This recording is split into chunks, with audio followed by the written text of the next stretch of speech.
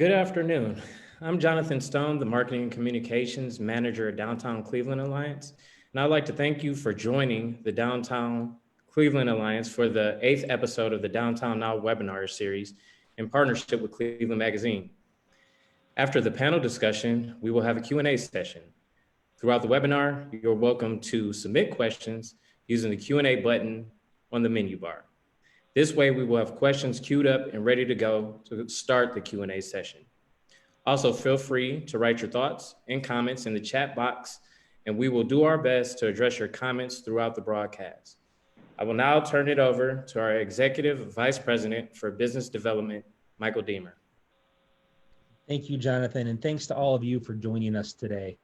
For those of you who might be new to Downtown Cleveland Alliance and wanted to share a little bit about who we are and what we do, we are the only nonprofit organization that is dedicated exclusively to building a more vibrant and dynamic downtown and making downtown Cleveland the region's most compelling place to live, work, and play.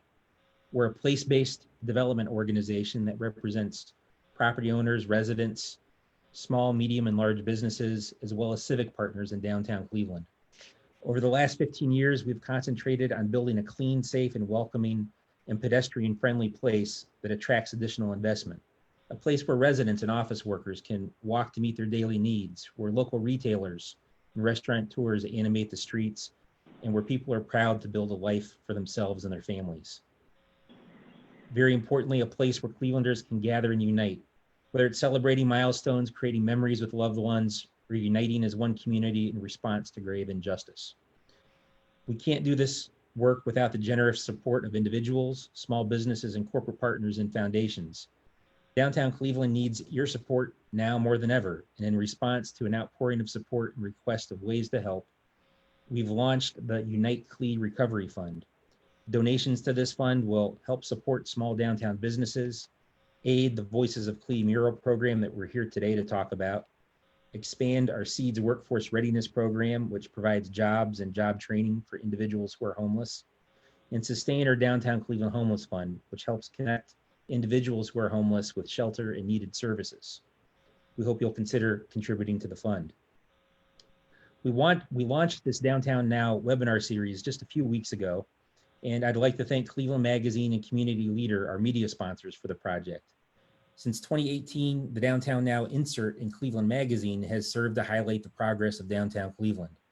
We've used the webinar series to chronicle a rapidly changing environment, utilizing the platform to share updates related to the COVID-19 pandemic, our response to the recent outcry over racial injustice, and deliver resources and updates from voices across our downtown community. Today, we're going to talk about the Voices of Cle Public Mural Initiative. We launched Voices of Cle because we recognize that amplifying voices in our community, especially those of color, is more important than ever. Public art is integral to city building. It enhances the pedestrian experience and at its best inspires change. Voices of Cle is a call to action for local artists and creators to inspire, communicate, and represent through their medium. This effort is meant to provide a platform to both animate downtown and encourage healing as we unite to move Cleveland forward. We know that addressing racial inequity is the long overdue right thing to do, and we know it's an economic imperative. We know that our city can only achieve the economic success we want if we support, develop, and retain the talent that's already here. We also know that in order for downtown Cleveland to attract young talent and the businesses who covet them, we need to be and be seen as leaders in building a diverse, equitable, and inclusive downtown. Voices of Cle is a way for us to start this work to spark conversation and inspire change by matching artists with business owners and animating storefronts. Our vision is for the artwork to fill storefronts and cover boarded up businesses across Euclid Avenue and beyond. The first mural has already been completed by Glenn Infante at Rebel on Public Square. And in the coming days and weeks, we'll see even more across downtown. And we have a terrific group with us today to talk about the Voices of Cle initiative. We are joined by Antoine Washington, an artist who has earned awards from Land Studio, Art Cafe Wall, Cleveland Public Square, and in 2019 won the Cleveland Arts Prize Verge Fellowship. We're joined by the artistic director from Ingenuity Cleveland, Emily Applebaum. And finally, we're joined by Catherine Pace, project manager for Cumberland Development, which is the master landlord for the Fifth Street Arcade's retail storefronts. Welcome to all of you. Thanks for making the time for being with us today for a really important project and subject. Antoine, I'd love to begin with you. Two of my favorite artists are Nina Simone and Bruce Springsteen. Simone once said, "The artist's duty is to reflect the times." Springsteen more recently said that the role of the artist is to proceed as if it's possible to have a monocultural moment and create something that will reach the whole nation and change the culture. What do you see as the role of the artists and the role of art when it comes to inspiring change? Well, I see that role is very important for artists to capture the times. I mean, we're looked at as creatives to actually capture the time and freeze it, so to speak. I mean, I like the quote. This is how I kind of approach it. I like the quote that Emmett Till mom used when she had the funeral of Emmett Till, and she said that leave the casket open so I can show America what they have done to my son. And that's how the art reflects and how it reflects life and how it translates over to how people will feel later on. Like when you go into a situation with different artists and how they're transcribing and capturing history. I mean, those are very, very pivotal times that need to be captured, that someone needs to record. And I think it's very, very important that we as artists, take the time out to capture and freeze time in that way. Well, I agree with that. And Emily, it's, one of the things that we've talked about is the role that art plays, not just as an inspiring change as Antoine just described, but there's a role that art plays in city building and in placemaking, and that's a lot of what you're doing at Ingenuity Cleveland. Can you tell us about the role that you see for art in building a place and building a city? Sure, absolutely. And I think there's a couple different ways to think about it. Probably what most people think about when they think about public art is the impact on the user, if you will, the passerby, the person who's on the street.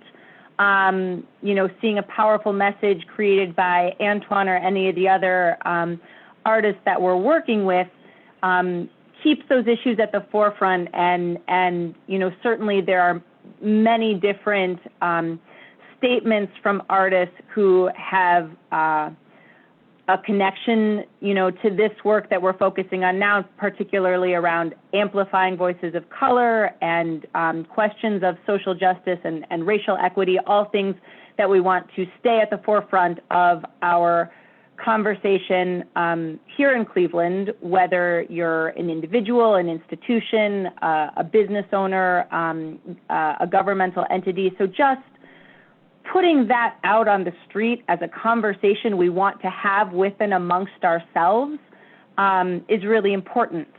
But to your question too about what does it do for city building and what does it do for placemaking, I think it stretches way beyond that moment of one person on the street kind of having a conversation with Antoine through his art, that's there kind of permanently or semi-permanently. And I think what makes it especially powerful is all of the conversations like this that lead up to that work on the street, all of the conversations between artists and business owners and amongst our institutions. There are so many important questions that we're asking right now just in the pursuit of doing this project and doing it the right way. And that work precedes the moment that the art is on the street, and it lasts long after the art is on the street. And it not only, communicates who we are as Clevelanders and what's important to us for ourselves, for people who are coming from out of town, for that person who maybe walks down the street and says, oh, I see myself here, I belong, like Cleveland wants me because I see something that's important to me, that a bunch of people rallied around getting that up on the wall. And so I think there's many, many levels to it, but for sure, there's a whole community that's built in the process of doing something like this. And Voices of Clee is a unique opportunity to really extend the time frame of that conversation and really allow for a lot of possibility to emerge. Well, before I move on to Catherine, I'd like to stay with you for a minute, Emily. And if you could just describe for our audience a little bit of how the Voices of Clee project came together and what it is and what you're hoping to see it accomplish. Sure. So this project first arose because a whole range of business owners, Catherine and her team and others had reached out to DCA and separately a whole range of organizations, Karamu House, Cleveland Public Library, Destination Cleveland, Ingenuity, the Warehouse District, Gateway District. Everybody, was starting to hear from business owners really and admirable because, from businesses that had been affected by demonstrations on May 30th, as well as those who had not. How can we bring this conversation to the forefront? And separately, artists were inquiring about how they could support businesses who had been boarded up, contributing some art and some attention and messaging. So it was really something that came from both and all sides. A group of organizations, with DCA's amazing leadership, decided to connect artists with businesses. We posted an open call for any artist, but of course those who had a particular comment on the conversation about racial justice and social equity, something really relevant for this moment. And in the process of beginning to connect artists to businesses, I will say that we already are seeing a lot of opportunities to expand this program beyond the immediate. So phase one is placing artists with businesses that may have some plywood up right now, getting those murals up. We're already working on a mobile art gallery. We've got a whole series of large 8x8 panels being painted by artists that will move around to some sites like Public Square and the 5th Street Arcade. And beyond that, though, really being in that, being present with the conversation, we are already looking at additional opportunities to connect to school groups, community groups, activist groups, look for sites for semi-permanent installation and permanent installations, bring this work out to the neighborhoods. So already we're really thinking expansively about what Voices of Clee can mean and can do. Well, I think that's the perfect transition to you, Catherine. For folks in the audience who may not be aware, Cumberland Development is responsible for leasing all of the ground floor space at the 5th Street Arcades on Euclid Avenue to retailers. And I wondered if you could, Catherine, talk a little bit about the types of businesses that are in the 5th Street Arcades, what happened to the 5th Street Arcades, and why you are participating in this project. To start with a little background on the arcades, we've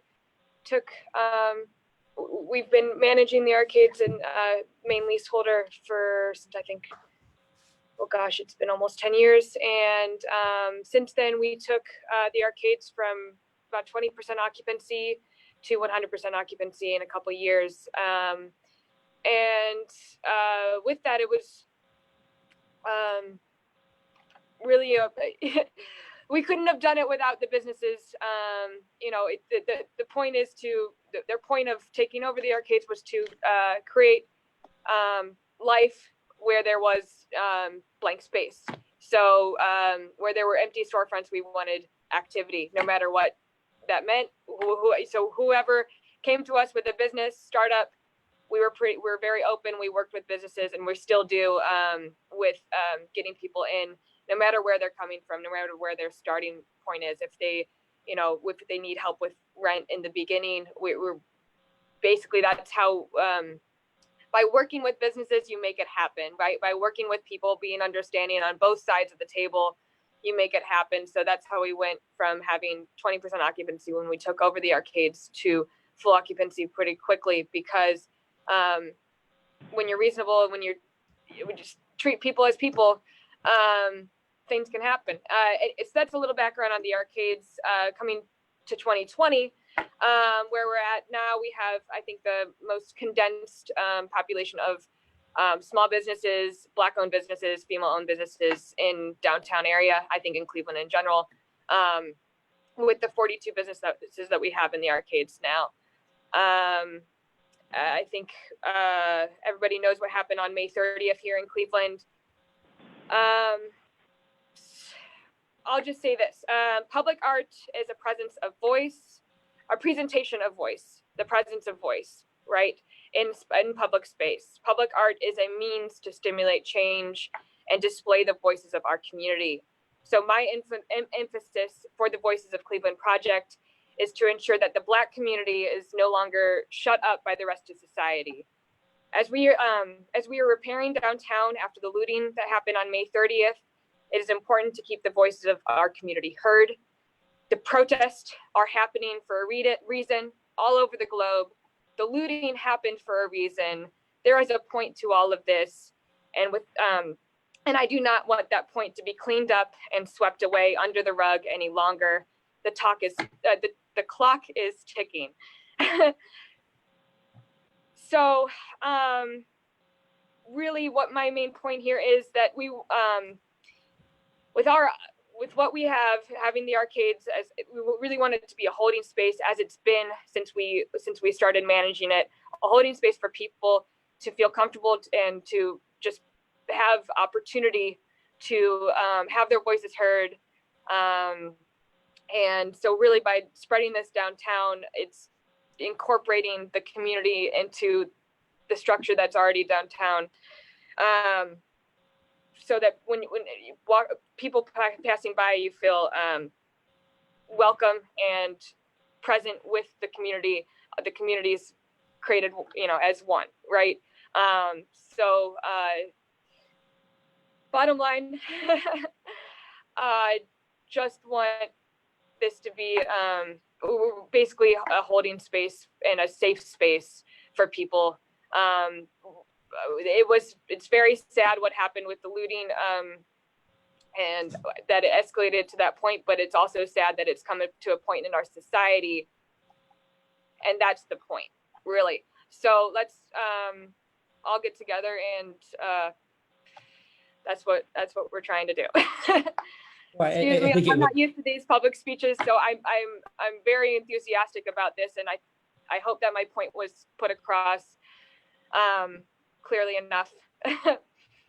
No, I think you're very clear, and sometimes the old saying, actions speak even louder than words, and I think that looking at how the Fifth Street arcades were impacted on May 30th, and seeing you and your family really being among the first to step up to participate in this program and recognize the underlying issues, I think is a hugely powerful statement. So thank you for your words today, but your actions as well.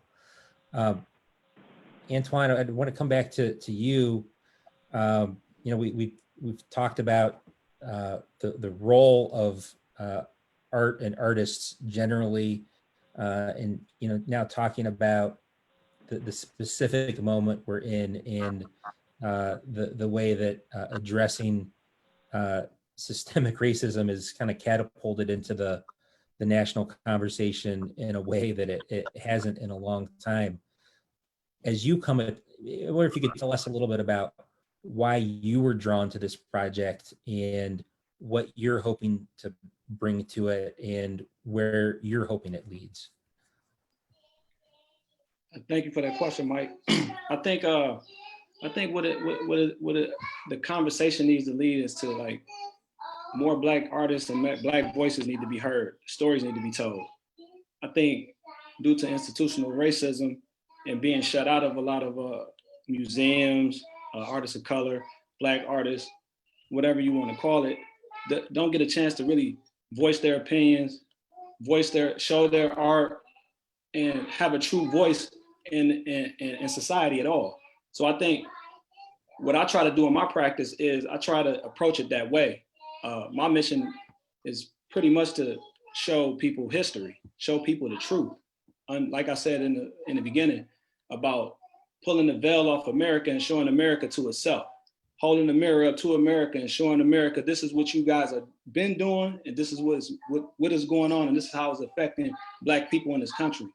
I think when we are able to comfortably have that conversation, which I feel that we're moving in progress now, but I think as we continue to press it, as my mission has been as an artist, and the reason why I even got into art in the first place is to communicate what is going on in America from a Black experience specifically, because we have been ignored for so long that we haven't been able to tell our stories. So my goal as an artist is to be able to lay down some groundwork, like some of the ancestors that left here that are artists, like Hale Woodruff, Emory Douglas, who's here. He's not an ancestor yet. Elizabeth Catlett, Jacob Lawrence, the list goes on.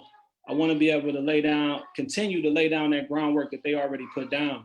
So my kids and other kids in the future can take what I've done and run it for another 100 years. That's the whole purpose of art. It's supposed to be a form of communication.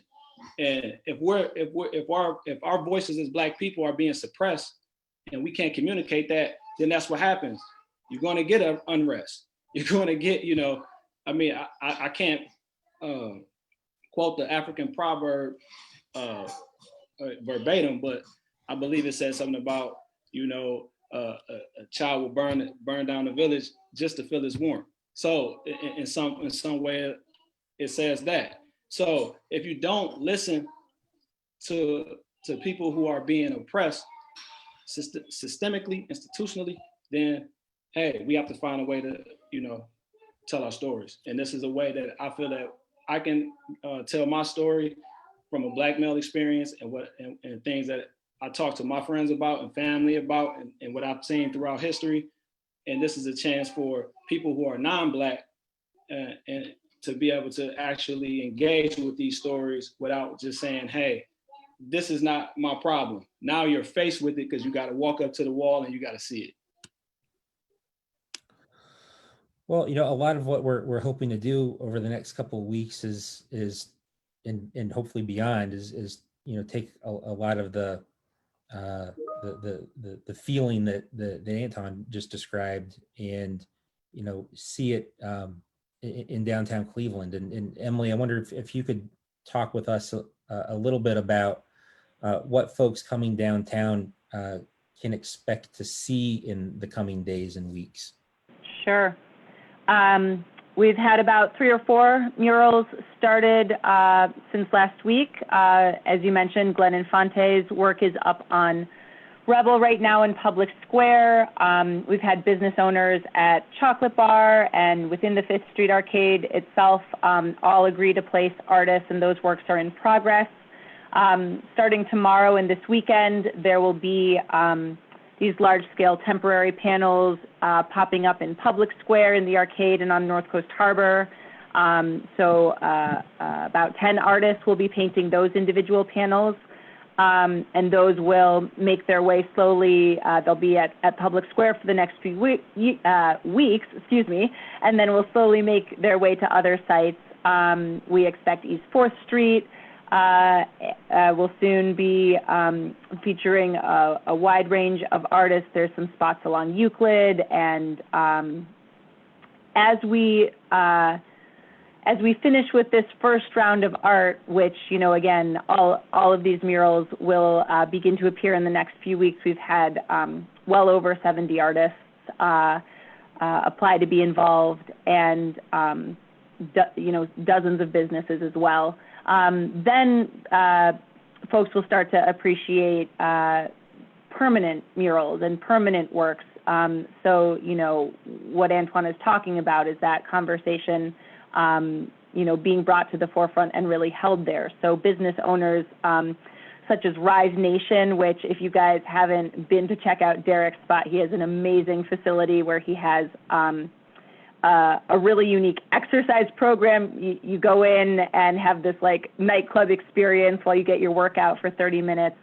So that's the kind of innovative business, the kind of Black-owned business, the kind of really unique business that I know downtown Cleveland and DCA wants to support and foster and create that connection between artists and dialogue and important discussion and local businesses, all who bring a unique flavor to downtown. So visitors should begin to look out for those permanent approaches as well. And we expect these will unfold over the summer and frankly throughout the course of the year.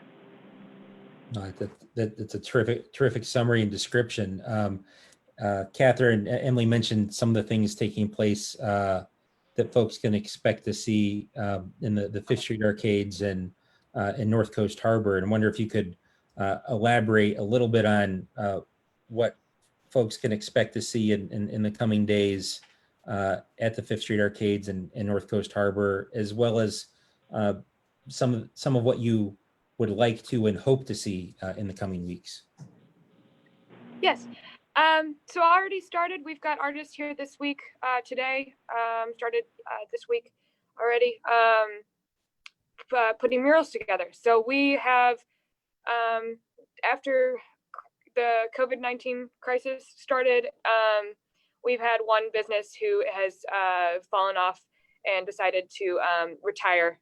She was at a point that in her life that it made sense. And with all this going on, she said it's time to close shop. So we're lucky that we only have lost one business due to all this. So with that space, currently for the next 2 weeks, we've set up an art studio, and we're allowing any artist who is participating in this program to use that as a space to create art and to converse with other artists together. So that is on the Euclid side of the arcades and the former Fra Angelica space, which is kind of a neat thing because Fra Angelica, their business was based on a street in Venice, which was emphasizing art. So from Italy to Cleveland, now we're actually doing it in the streets and the arcades. So that's one where we are also working directly with an artist, Gwendolyn Garth, on doing a full mural and installation in the arcades as well, across from that in the hall. And I don't want to reveal the curtain too soon, but I am really, really excited about that.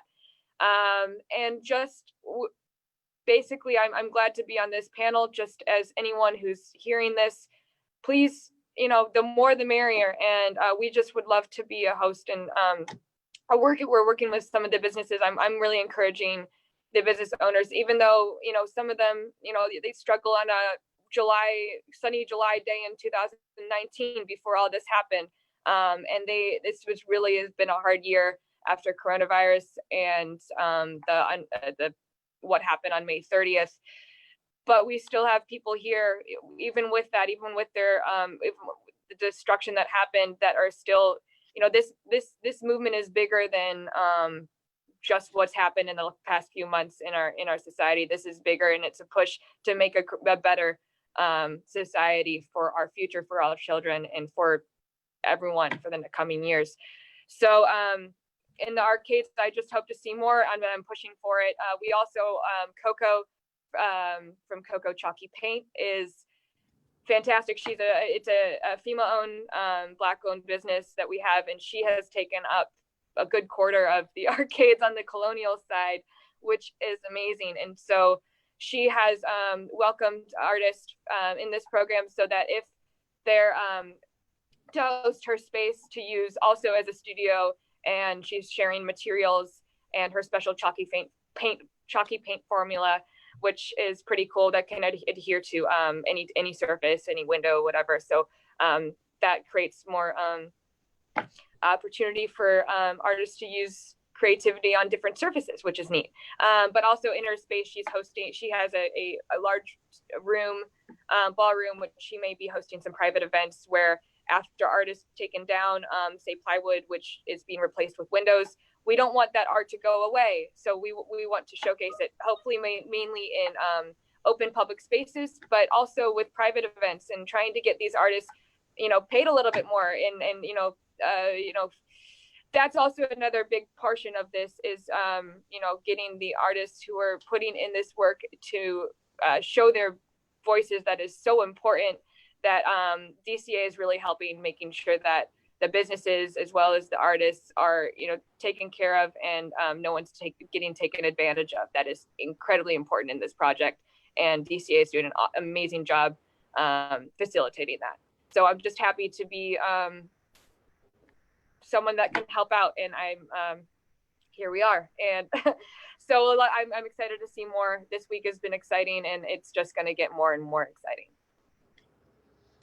I really appreciate that, the kind words, Catherine, and looking forward to seeing what happens at the Fifth Street Arcades. Antoine, before we open it up for permanent as well, more permanent work as well.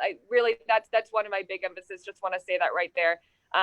This is an awesome movement, but let's not just make this a movement. Let's make this is permanent. Our voices are here. We're here to stay. Why should they have to float away? We're not sweeping this under the rug. Let's do something that's for real and gonna stay. So that's couldn't have said it better myself. But before we pivot to some audience questions, Antoine, I kind of wanted to give you the platform. I think there's a great interest right now in supporting artists, in specifically supporting artists of color. Could you, maybe tell us a little bit about your art, and what are some ways that people listening in that want to support Black artists can support you as well as your fellow artists? Yeah. So the type of art that I make is a lot of it is stems from the Black experience in America. But lately, since the climate of the country, I've been really, for the last, I'll say really since Trayvon Martin happened, I've been really digging into a lot of protest work. I've been doing a lot of work around police brutality, around the mistreatment of Black folks, but also it's not just that. It's just a span of just stories that I like to tell. And I like to just mark them as American history, because often we think that that Black people, for some reason, aren't talking about American history. It's the same thing. We go into the museum, Cleveland Museum of Art, and we see all types of war photos and pictures and people being beheaded, and it's real gory. And we say, oh, he's a genius. It's beautiful. But when a Black artist does it, it's oh no, we can't. Everyone gets to clutching the pearls, and I'm like, hey, I'll be the one to take the bullets for that. So that's the type of work that I kind of lead with. But if you look a little bit further into my work, you will see that it's just our experience over the span of time from my point of view. Not saying that, if you want to see pretty flowers, go to Kehinde Wiley. He gives you a ton of beautiful photos of flowers and Black people in royalty. But me, I'm going to paint the real. I'm going to show you the real. And that's where that's who I am. And then it reflects inside of the work. So that if that answers your question about me personally and my work, how you can support me is I don't sell any work online. You can reach out to me. I have an Instagram. My Instagram is Antoine Washington, spelled just like my name, at Antoine Washington. You can email me at AntoineWashingtonArt@gmail.com. You can get in touch with me that way as well. I have a website that is also AntoineWashington.com. You can get me at all of those different ways. I do a lot of local shows. I'm around, so how you can support other artists. And I like to say this too, like I hope this doesn't. I'm very specific about using the word people of color because that often gets messed. We often get lumped in with Asian Americans. We often get lumped in with our Hispanic brothers and sisters. Let's say Black artists. Let's just keep it real. Black people, Black artists.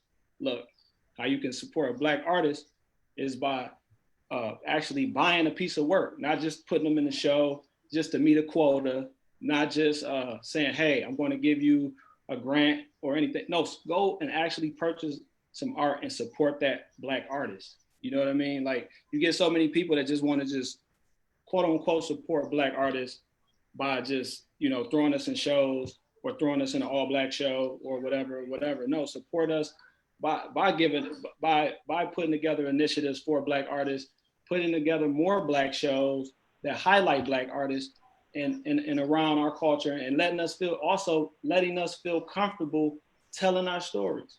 Because like I said, more and more Black artists are afraid to tell stories because they want to make white people feel comfortable. And that's just the honest to God truth. Me having the conversations with artists, they don't really want to tell the truth. So they that's why you don't see so many great, you see a lot of great artwork, but you don't see so many great artists because it's not coming from a genuine place. They're just trying to just appease the people to make the money. But if you want the true, real artwork, it's out there. Support it with your money and not your lip service. I think that's an outstanding use of the platform to let folks know how they can support not just you but other Black artists in the community. And I think it's a great transition point for us to turn to the audience, Jonathan, and see what kinds of questions we have coming in. Yeah, and the first question is for Antoine, and it kind of relates to the answer to your last question. As a Black man and a Black artist, is there a response that you hope to elicit when producing your work? Yes. Well, more so the response is justice in America. I mean, my whole purpose of even mentioning the quote by Emmett Till's mom was because if she didn't say what she said and left that casket open, then we would have never probably got the civil rights movement in the way that it happened. If George Floyd, the knee would have never, America never would have seen that, then we wouldn't be here talking right now. It would just be the same thing going on. So I think the whole response thing that I'm trying to solicit is to get people who are non-Black and is not going through this to produce justice. Simple humanity. We're human. We're not just a color. We are human beings. That's what I'm trying to solicit, though.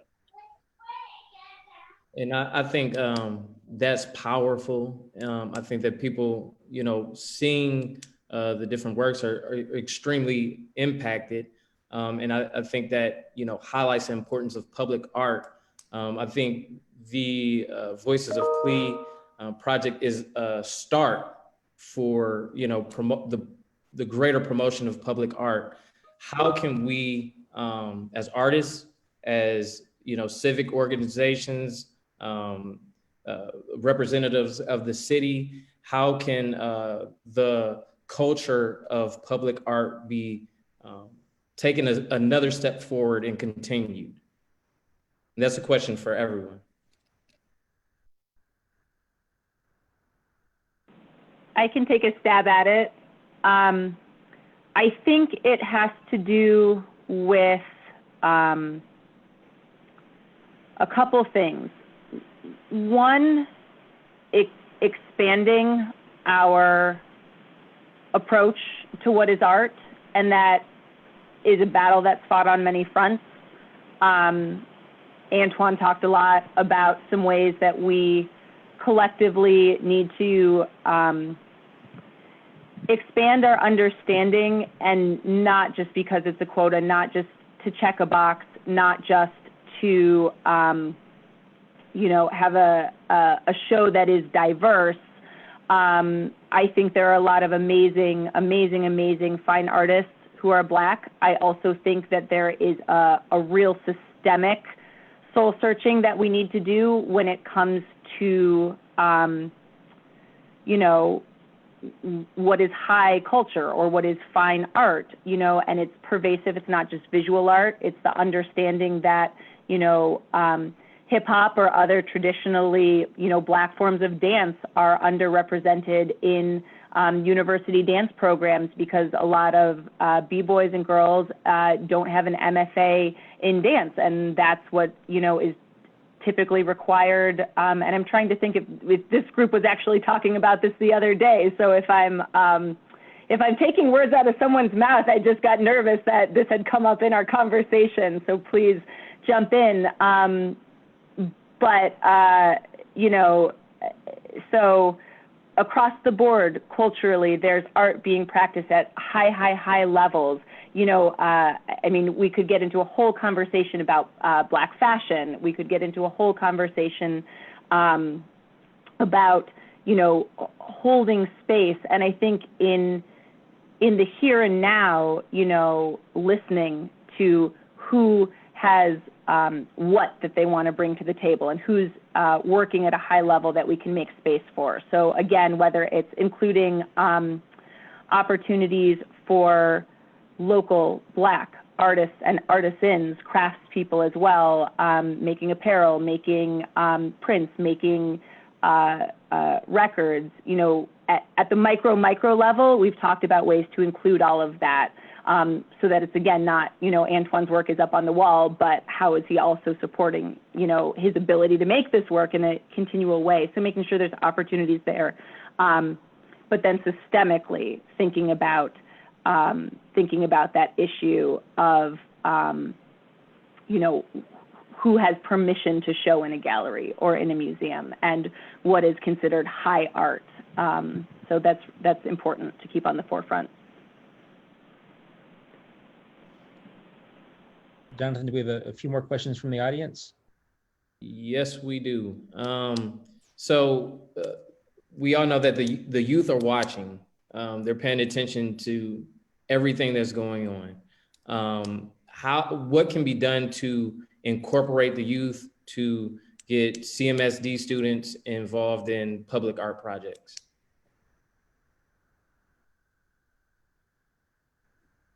Well, I'll answer it.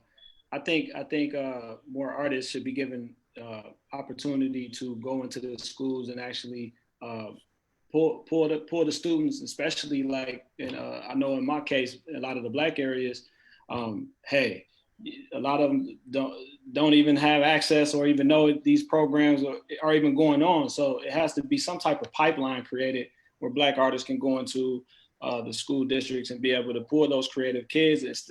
I mean, that's my whole mission too, is, I mean, we're always getting the basketball shoved in our face, or we always getting the football shoved in our face, or we always told to be athletes. But these kids have some of them. What about the kid who's super talented in art, but gets teased about it and needs an outlet?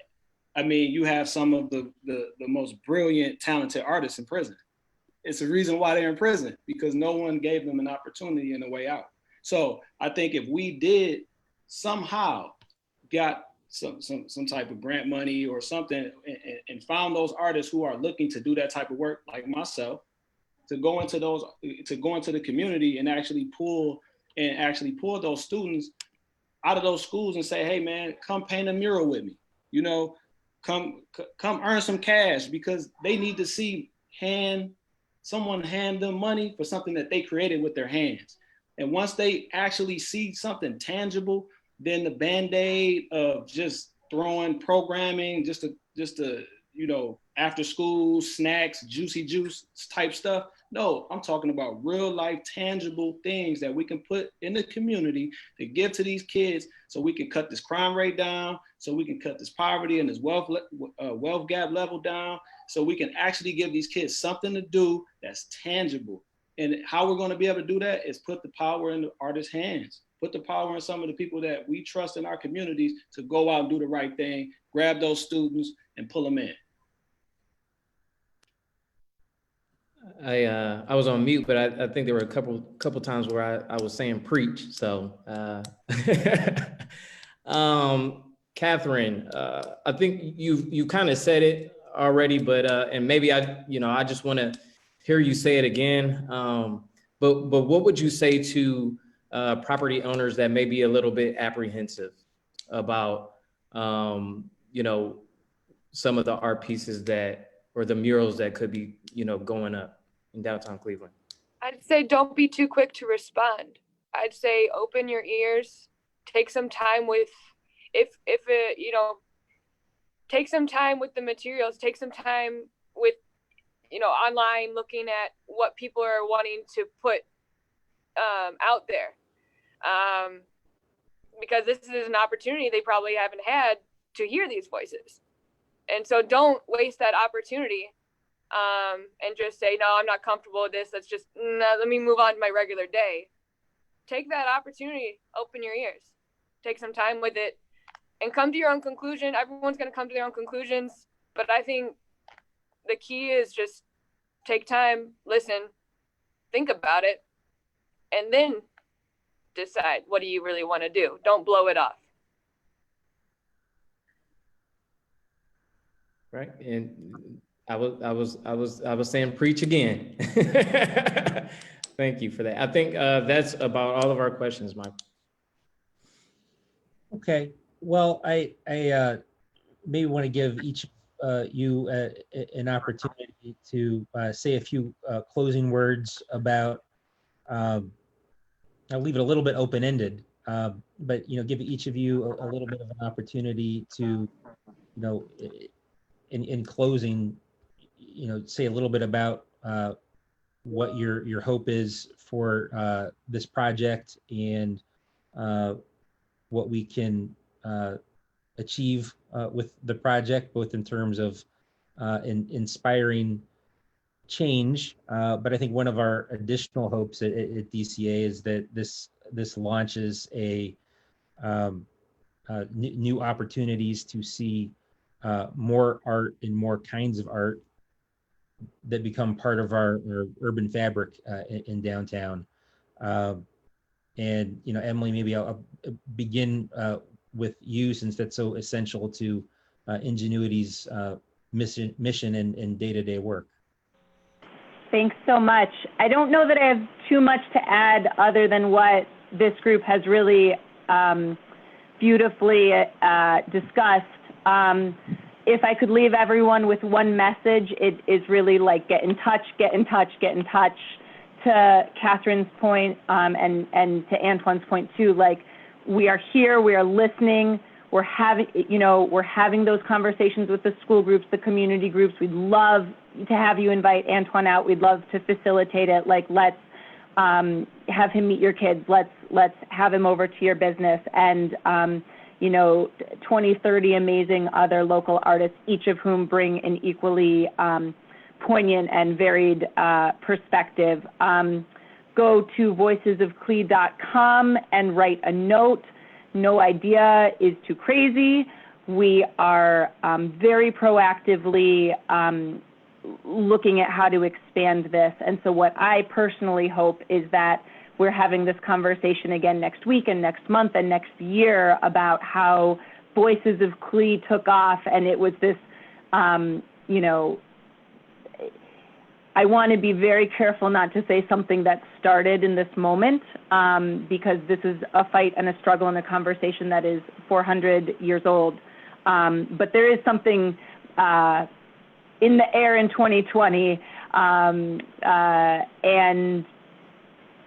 to really recognize and let this moment unfold for everything that it can mean would just be absolutely fantastic. And so, so we will see you all next week and next month and next year, because we need to continue to be here to do this work.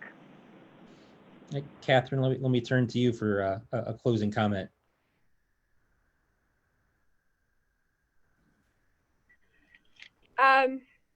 Again, not much more to say than what's been said. But I think it's important just to, my closing comment is just let's take this opportunity and let's grow this opportunity and spread this opportunity. Appreciate It's that. time. And Antoine, can you close us out? Most definitely. I'll just say that it's an opportunity for artists to be heard. I think it's a great voice. I hope most of the artists that are participating take advantage of this time, this moment, because if you want to be on the right side of history, this is the time to be on the right side of history.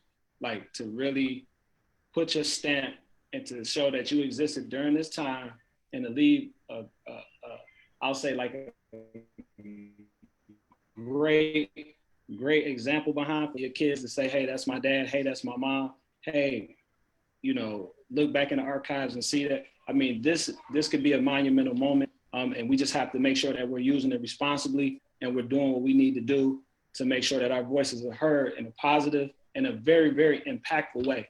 Not a hollow way, but like all of the rest of the panelists said, we have to be for real about this work, do this work, get out here and get our hands dirty and have the uncomfortable conversations, talk, and allow these artists to say what they need to say during these times.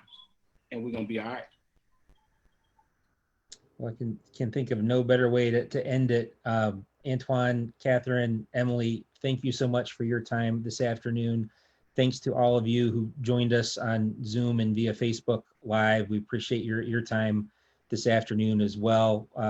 We at DCA recognize that Voices of CLE is a step in a very important movement and dialogue, and we hope that this contributes to change. It contributes to making downtown Cleveland a more equitable and inclusive place, because we know how important that is to our future. And we just look forward to working with all three of you and all of the partner organizations that are part of Voices of CLE to make it incredibly successful over the next several weeks, months, and perhaps beyond. So thank you all very much. And we will hopefully see all of you in the audience at our next webinar next Thursday at 3 o'clock. Thank you very much, everybody.